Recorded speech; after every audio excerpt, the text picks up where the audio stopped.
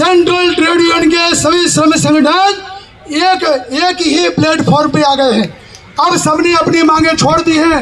एक ही मांग है 9,000 की पेंशन, मतलब 7,500 प्लस डीए। इसको अगर देखा जाए तो 9,000 के आसपास होता है। वही मांग सभी श्रमिक संगठन कर रहे हैं। ये हमारे लिए शुभ संदेश है।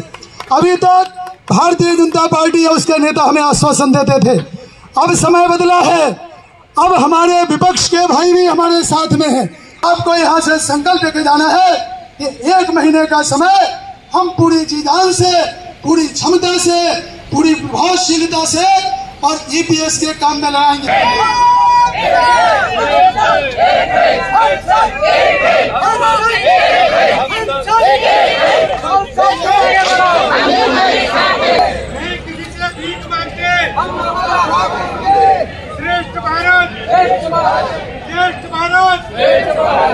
कमांडर साहब आगे बढ़ो, कमांडर साहब आगे बढ़ो।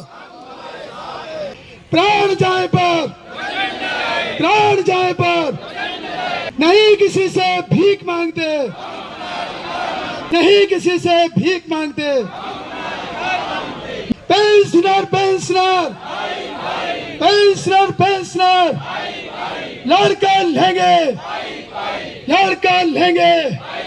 इसलिए हम ज्यादा आंदोलन हम नहीं चला पाएंगे आज के दिन, और इसको जल्दी हमको समारोह करना है। तो हम 2-3 चीज़ और आपको बता दें। आप यहाँ से वोटिंग का पैटर्न हमको चेंज करना है। अपना वोटिंग का अधिकार आप प्राप्त कीजिए, और आवश्यकता पड़ी तो 31 अगस्त के बाद में आप अपना सुदर्शन चक्र चलाइए। आपको पूरी जो है सुदर्शन चक्र साथ में रखिए। यही कमांडर साहब का यहाँ से आह्वान है। कल देखिए, परसों हमारी पत्रकार परिषद हुई। पत्रकार परिषद का क्या परिणाम हुआ हमें पता नहीं है। हमारे गुजरात के भाई, उनके प्रति हम कृतज्ञता व्यक्त करते हैं। थोड़ी बहुत कोशिश वो कर रहे थे। माननीय श्रम मंत्री जी ने कल चर्चा के लिए माननीय कमांडर साहब को बुलाया था। क्या कहा, मैं भी उनके साथ में था। क्या कहा, उसका विस्तार पूर्वक जो है कमांडर साहब आपके सामने बात रखेंगे। इसके बाद में और 2-3 चीज और महत्वपूर्ण है, वो हम आपको बता दें। आपस में रार तकरार, भेद मतभेद सब बंद कर दीजिए। अभी एक भाई आए थे हमारे पाठक जी, उनका कहना सही था। उन्होंने कहा, डंगवाल साहब आपने कहा है कि सरकार के विरोध में नारे मत लगाइए। उसका कारण ये नहीं था कि हम सरकार के विरोध में ना कुछ कहें। उसका कारण ये था कि कुछ भाई डंगवाल साहब से कह रहे थे कि अमुक अमुक मुर्दाबाद और ढमुक ढमुक मुर्दाबाद। तो माननीय डंगवाल साहब ने परिस्थिति को देखते हुए उसको थोड़ा मर्यादा में रहने का प्रयत्न किया है। ऐसी बात नहीं है, आपको किसी ने मना नहीं किया है कि आप सरकार के विरोध में ना बोले। अरे आपको चिल्लाने का पूरा हक है, सरकार पास में चिल्लाइए, किसने मना किया है। इसके बाद में बहुत सारी बातें जो हम आपसे विस्तार में नहीं कह पाएंगे, समय हमारे पास में कम है। जल्दी से जल्दी हमको कार्यक्रम का समापन करना है। आप सबसे प्रार्थना है, नया जोश, नई उमंग और नए हर्ष के साथ में यहाँ से आगे बढ़िए। और विजय श्री आपको बुला रही है। एक ही लाइन में आपको कहता हूँ, कोई निराशा नहीं, कोई हताशा नहीं, आगे बढ़िए, विजय बहुत जल्दी मिलेगी। माननीय कमांडर साहब के प्रति हम सब लोग कृतज्ञता व्यक्त करते हैं। हमारे प्रदेशों के सभी प्रदेशाध्यक्ष, सभी जिलाध्यक्ष और पूरे संगठन के प्रति हम चाहते थे कि आपसे आके मिलें, आपके साथ में फोटो खिंचाए। कमांडर साहब भी चाहते थे, लेकिन दबाव इतना ज़्यादा है। अभी 4-5 MP के फोन आ रहे हैं कि हम आ रहे हैं, आप बताइए हम 5 बजे के आसपास आएंगे। लेकिन जो सांसद महोदय आ रहे हैं, इस सभा के माध्यम से उनसे प्रार्थना है कि कृपा करके, हमारा अहंकार नहीं है, हमारी मजबूरी है। तो इसलिए हम इस बात को कहते हुए, आप सबके प्रति कृतज्ञता व्यक्त करते हुए, माननीय कमांडर साहब के प्रति कृतज्ञता व्यक्त करते हुए, हम जरूर जीतेंगे, जल्दी जीतेंगे, 31 अगस्त के पहले जीतेंगे। ये आपको हम यहाँ से वचन देते हैं। और ये हमारा जो आज का आंदोलन है, आज का आंदोलन सरकार को अंतिम चेतावनी है। इसके बाद में कोई चेतावनी नहीं दी जाएगी, कोई जो है अनुनय विनय नहीं किया जाएगा। जो भी होगा, माननीय कमांडर साहब ने जो बड़े बड़े महापुरुष हैं, बड़े बड़े महानुभाव हैं, उन सबको बता दिया है। कुछ चीज ऐसी गुप्त रहती है, शक्तियां कभी प्रदर्शित नहीं की जाती हैं। ध्यान से सुनो, शक्तियों को आप प्रदर्शित करेंगे तो काम थोड़ा गड़बड़ा जाएगा आपका, क्योंकि दुश्मन भी उसी उसमें तैयार है। तो हमारे कौन है सबसे पहले नंबर का दुश्मन? हमारा EPFO है। माननीय कमांडर साहब के नेतृत्व में कल हम निर्णय ले चुके हैं, आवश्यकता पड़ी तो EPFO के जो ऑफिस हैं उनको हम ताला लगाने का कार्यक्रम भी हमने कल ठहरा लिया है। ये हमारे काम के नहीं है, हमें नहीं चाहिए पेंशन, ये भी ठहरा लिया है। और सरकार के साथ में क्या व्यवहार करना है, क्या बर्ताव करना है, उसके बारे में कमांडर साहब बताएंगे। बीजेपी सरकार ने हमारे साथ में क्या किया आपको पता है, हम इतिहास में नहीं जाएंगे। 2013 में उनका संकल्प था कि हम कोश्यारी समिति को लागू करेंगे, नहीं की। बाद में दोबारा प्रधानमंत्री ने जो है उनके संकल्प को दोहराया। इसलिए बीजेपी की सरकार और भारतीय जनता पार्टी जवाबदार है, इसके बाद में विपक्ष भी जवाबदार है। आप कहेंगे क्यों? 2008 में हमारा जो कम्युनिकेशन था, हमारा जो रिटर्न ऑन कैपिटल था, वो इन्होंने बंद कर दिया था। 2013 में कोश्यारी समिति आई, उस समय इंदिरा कांग्रेस की सरकार थी, मनमोहन सिंह जी की। वो चाहते 3000 कर सकते थे, लेकिन जो 3000 रुपये नहीं किए उन्होंने, तो वो भी उतने जवाबदार हैं। इसलिए उनको भी याद दिलाना है आपको कि भैया आपने अच्छा नहीं किया था, अब समय है, अब तो भी अच्छा कर लो, इन वृद्धों का आशीर्वाद लो और आप जो है पूरी अच्छी तरह से आप अपनी राजनीति करो, आप अपना सिंहासन संभालो, लेकिन हमारा काम आपको करना ही पड़ेगा। इतनी बात कहता हूँ, माननीय कमांडर साहब से प्रार्थना करता हूँ कि वो हमें मार्गदर्शन करें। और इसके बाद में कल क्या हुआ वो बताएं थोड़ा सा।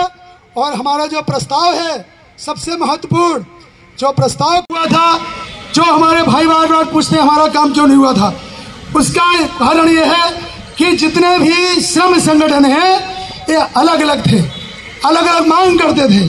माननीय कमांडर साहब ने कई बार समझाया, इनके हाथ पैर पकड़े, इनके पैरों को जाके चूमा, उनसे कहा कि आप सब लोग जो है एक डिमांड कीजिए।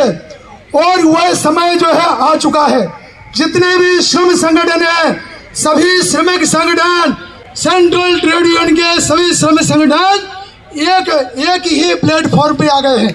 अब सबने अपनी मांगे छोड़ दी हैं। एक ही मांग है 9000 की पेंशन, मतलब 7,500 प्लस DA। इसको अगर देखा जाए तो 9000 के आसपास होता है, वही मांग सभी श्रमिक संगठन कर रहे हैं। ये हमारे लिए शुभ संदेश है। अभी तक भारतीय जनता पार्टी और उसके नेता हमें आश्वासन देते थे, अब समय बदला है, अब हमारे विपक्ष के भाई भी हमारे साथ में हैं। आपने देखा कि आपकी बात को रखने के लिए जितने भी कमांडर साहब ने प्रयत्न किया, हमारे महाराष्ट्र के भाइयों ने प्रयत्न किया और महाराष्ट्र के भाइयों का प्रयत्न सफल हुआ, कमांडर साहब का दौरा सफल हुआ।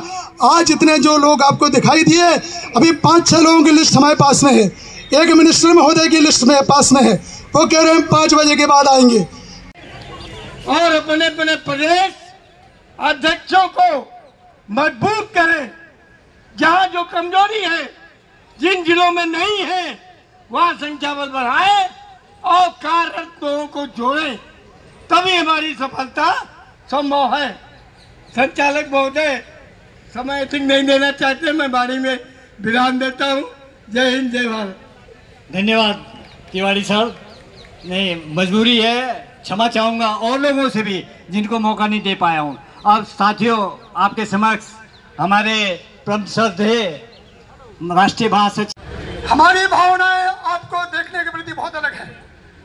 जब हम आपकी ओर देखते हैं तो ऐसा लगता है कि आप लोगों का चरणामृत लिया जाए, इतना अच्छा कार्य आप लोग कर रहे हैं, यह महान कार्य है। और जब हमारे जीवन का अंतिम समय है, ऐसे समय में आप 7.5 करोड़ लोगों के लिए कृत संकल्पित हैं और केवल 7.5 करोड़ वर्किंग एम्प्लॉयज के लिए नहीं, तो 30 करोड़ EPS 95 सदस्यों के प्रति भी आप अपना कर्तव्य पालन कर रहे हैं। आप महान हैं, आपके प्रति हम कृतज्ञता व्यक्त करते हैं, आपको नमन करते हैं, आपको वंदन करते हैं, आपको कोटि कोटि प्रणाम करते हैं। आने वाले समय में मैं बहुत कम शब्दों में 7-8 लाइन में अपनी बात रखूंगा। आने वाले समय में आप स्वयं को गौरवान्वित महसूस करेंगे कि मैंने NSC का काम किया था और मैंने कमांडर साहब के नेतृत्व में हमने लोगों को पेंशन दिलाई है। इस बात को बिल्कुल ये सत्य लकीर मान के चलिए। जो भाई जिनको लग रहा है कि हम निराश हो गए हैं, हताश हो गए हैं, उनसे प्रार्थना है कि कमांडर साहब आपको यश दिलाना चाहते हैं। आप उनके साथ में खड़े थे और कमांडर साहब चाहते हैं कि अंतिम समय तक आप उनके साथ में खड़े रहें। अब ये हमें यश प्राप्त करने का समय है। समय दिखाई दे रहा है। आपका श्रम, समय, पैसा बिल्कुल बर्बाद नहीं जाएगा। हम सभी जितने भी प्रभावशाली, प्रतिभाशाली नेता हैं, आपकी मांगों को पूर्ण करवाने के लिए कृत संकल्पित है। आज ये जो यहाँ से घोषणा हो रही है, ये बीजेपी सरकार को, भारतीय जनता पार्टी को अंतिम चेतावनी है, अंतिम चेतावनी है। आपने 2014 में हमारे पेट को मारा, हमारा पेट काट दिया, हम उस विषय में नहीं जाएंगे। आपने प्रो रेटा बेसिस पे पेंशन का कैलकुलेशन किया, हायर पेंशन लोगों को नहीं मिल रही है, 36 लाख लोगों को पेंशन नहीं मिल रही है, ये सब आपने किया है। अभी आपके पास में समय है, 1 महीने का समय। माननीय कमांडर साहब ने 1 महीने का समय दिया है। 31 अगस्त तक हमारा काम होना, 31 अगस्त तक हमारा काम होना चाहिए। नहीं तो फिर क्या है, ध्यान सुनिए, अगर 31 अगस्त तक आप हमारा काम करेंगे तो रामायण बनेगी। अगर आपने काम नहीं किया तो महाभारत बनेगी। उसका ये शंखनाद है। ये संदेश को लेके जाइए। 1 महीने तक आप बिल्कुल भी अपनी नींद बिल्कुल छोड़ दीजिए। आप जी जान से लगिए। आपको यहाँ से संकल्प लेके जाना है कि 1 महीने का समय हम पूरी जी जान से, पूरी क्षमता से, पूरी प्रभावशीलता से और ईपीएस के काम में लगाएंगे। क्या करना है, ध्यान सुनिए। हम लोग कहते हैं कि हमारे पास में वोटिंग पावर है। ध्यान सुनिए हमारी बात को। 2-3 चीजों के ऊपर आपको ध्यान देना है। सबसे पहले तो बात यह है कि क्या आप वोटर हैं? हमारे वृद्ध पेंशनर तो वोटर ही नहीं है। सरकार को लगता है कहाँ वोट बैंक गेट के पास में। आपको अपनी वोट बैंक बनानी है। आपको अगर आपका नाम वोटिंग लिस्ट में नहीं है, उसको ऐड कराना है और हमको 100% वोट डालना है। हम वोटिंग का पैटर्न चेंज बदलेंगे, वोटिंग का पैटर्न चेंज करेंगे। लोगों को लगे जितने भी और पक्ष विपक्ष के लोग हैं आपस में, जितने पक्ष विपक्ष लोग हैं, अब जो है समय क्यों नजदीक है और क्या हमें दिखाई दे